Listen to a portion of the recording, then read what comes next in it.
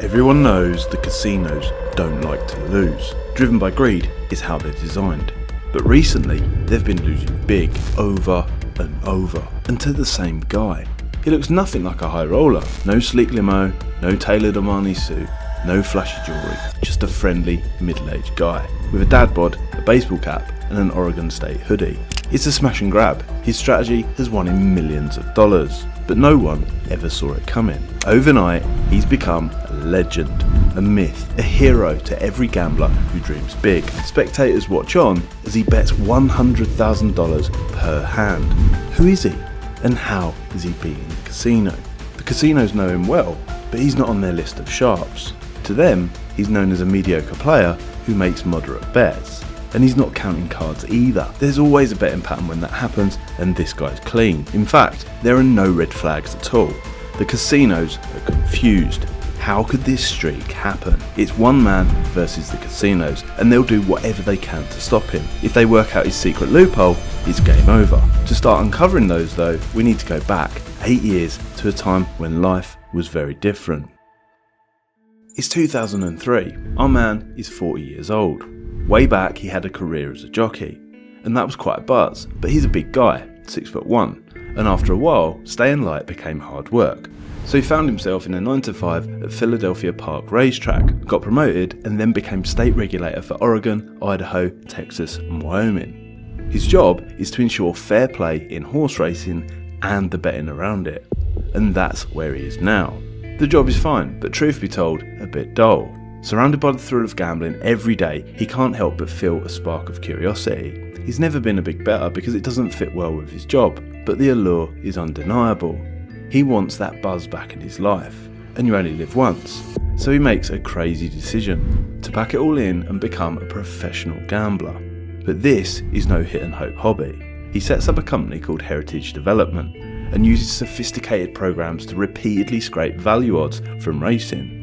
Little did he know, this expertise would lead him to uncover a loophole that the casinos never saw coming. You see, with his spending money, he likes to unwind playing blackjack in the casino, and this is where the real action begins to kick off. The aim of blackjack is to build a hand as close as possible to 21 and better than the dealer, without going over. The dealer has one card face up and one card face down. Players are dealt 2 cards. Then they have the choice to hit or stand. Face cards are worth 10, aces 1 or 11. Once all players have stood or gone bust, the dealer is able to take further cards. Any player who beats the dealer without busting wins. The game has some of the best odds a casino offers, but when you consider it's a 50-50 choice, you soon realise they're not so good. You see, the rules are tweaked in their favour to give the house an edge. For example, in blackjack, the dealer plays last, so they already know what hand they need to beat. Typically, he gives the casino a 1 to 1.5% advantage. To them, it's just business, unless a player has a fixed advantage of course, and then they call it cheating. Now Don has never been a high roller. $25 bets have always been his limit, but gradually, now he's his own boss and making good money, he moves to $50 bets and then $100. And while his bets are going up, casino profits are going down because post 9/11 the economy has dipped for everyone. And with many Americans reluctant to fly and a lot of Asian money leaving the country, resorts in Las Vegas, Atlantic City and New Jersey are hit the hardest. And then, on September 29th, 2008, Dow Jones crashes over 700 points. It's a crippling blow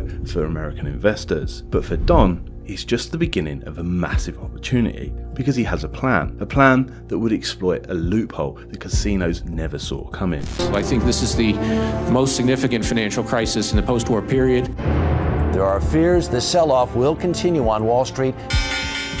Hard times don't always favour the house. And while the banks collapse, the casinos look set to follow, because this crash couldn't have come at a worse time. With revenues falling and big players slowing down, the biggest resorts have doubled down on investment. Colossal refits and brand new casinos are popping up. The house is attempting to spend their way out of trouble, and now they're in it deep. Even Las Vegas struggles. As Jim Murren, CEO of MGM Resorts, says, this used to be a place where gamblers go on vacation, and now it's a place where vacationers may or may not gamble. But with the Vegas conventions, business and year-round sun, there's always enough people coming through the door to make bad financial decisions. In Atlantic City though, the slump really bites, with empty parking lots and run-down shop fronts. crime rates are amongst the highest in America. 16 new Vegas-linked local casinos have sprung up outside the city, stealing even more of its custom. Revenue falls from $5.2 billion to $3.3 billion in just 18 months. And even Don notices the number of big, high-stakes players, the whales, operating in a whole different league to him, have dropped off a cliff. And this matters. Some casinos rely on high rollers for as much as 25% of their trade. So to get them back in, the casinos begin offering free bets and massive hospitality packages.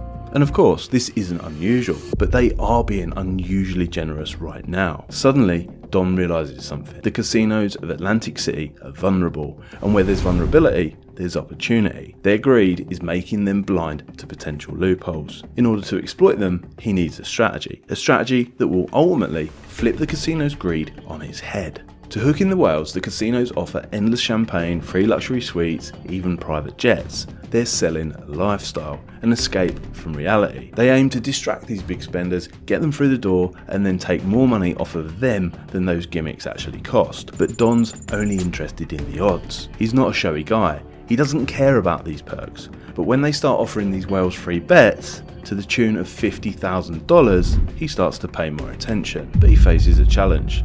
To get those free bets, he'll need an invitation to the top table, and that's not where the casinos see him. So he starts to lay the groundwork, showing his face at Atlantic City's 3 biggest resorts, the Borgata, Caesars and Tropicana. He's placing bigger and bigger bets all the time. First, he starts at $1,000, and once he's firmly got their attention, $5,000. While they're getting to know him, he's also laying some more foundations with a series of top secret meetings which paved the way for one of the biggest betting sprees in casino history. And then finally, it's time to start the conversation and make his move. In the end though, he doesn't have to, because it's late 2010 and they call him. For casinos like the Tropicana, Don fits their plans perfectly. They know him as a mediocre player who's willing to bet more. He's less a whale and more a big fish, and whilst they're confident he'll make their money, if they do lose out, it won't be disastrous. They're ready to reel him in. When they start talking, he looks even better. He's not even interested in those pricey perks they normally have to offer, which makes him, in the words of Tropicana boss Tony Rodeo, a cheap date. He won't cost anything up front because he just wants to talk about terms of play. Don starts with the basics. He asks for the $50,000 in free bets. They agree.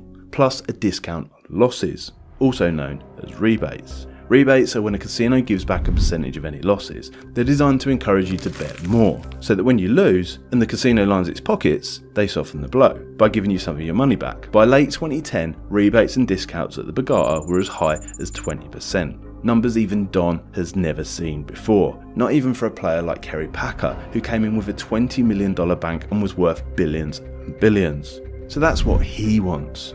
This discount is only for the really big spenders though. It doesn't kick in until you've lost $500,000. Now he might not see this benefit, so they don't mind that he also requests several small tweaks to the rules. 1. The dealer must stand on a soft 17. So if the dealer gets an ace and a 6, they have to stand and can't take another card.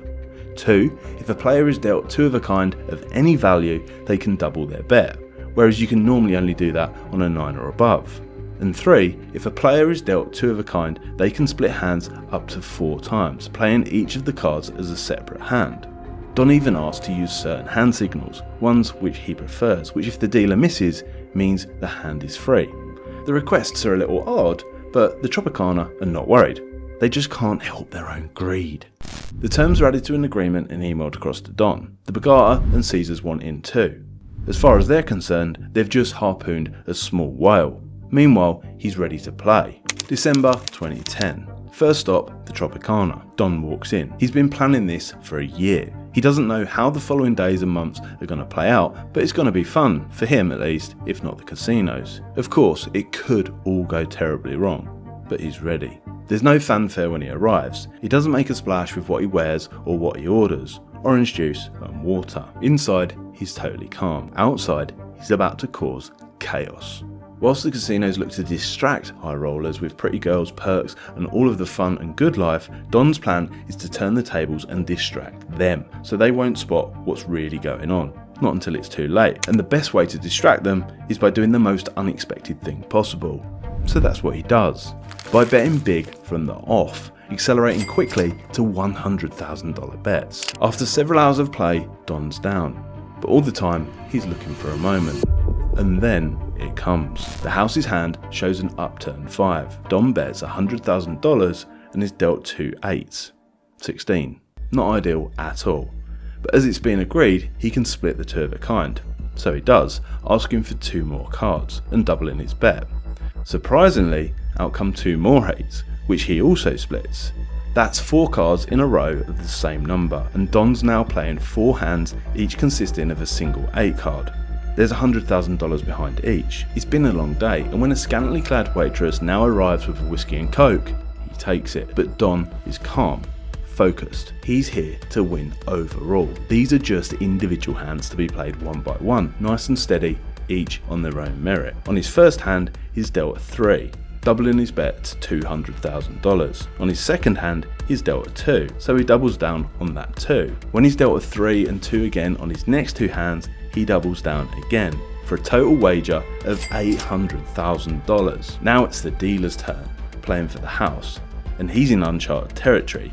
This is huge. The pressure is on and he's flustered. All day with the complex hand signals, the huge bets, he draws a 10. Plus 5 puts the house on 15. Terrible. He has to go again.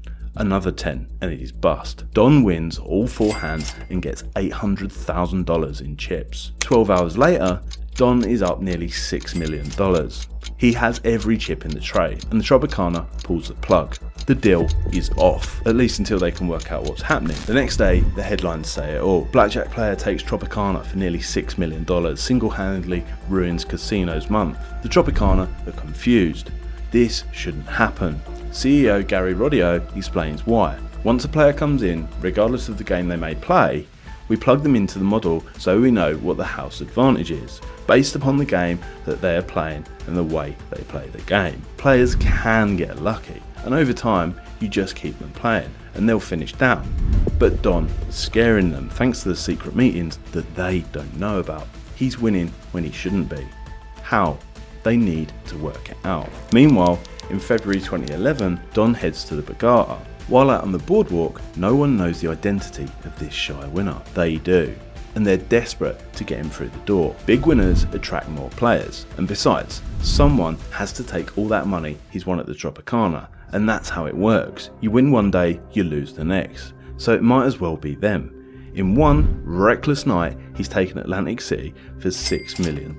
It shouldn't be too hard to take it all back, right? So back in the Borgata, Don goes steady. If the hands don't fall his way, he doesn't play them. He's still willing to bet big, but only when the cards are right, and he's playing for the long game, not for moments of glory. Naturally, the casino roll out all the usual tricks: a change of cards, attractive girls, slowing the game down, a break for the dealer. But Don sticks with his plan, keeping them on their toes. He distracts the dealer with attractive girls too. Again, he steadily edges ahead, until before you know it, he's taken the Borgata for $5 million. He's now taken $11 million from Atlantic City in 2 hits, and the Borgata says, "We're out."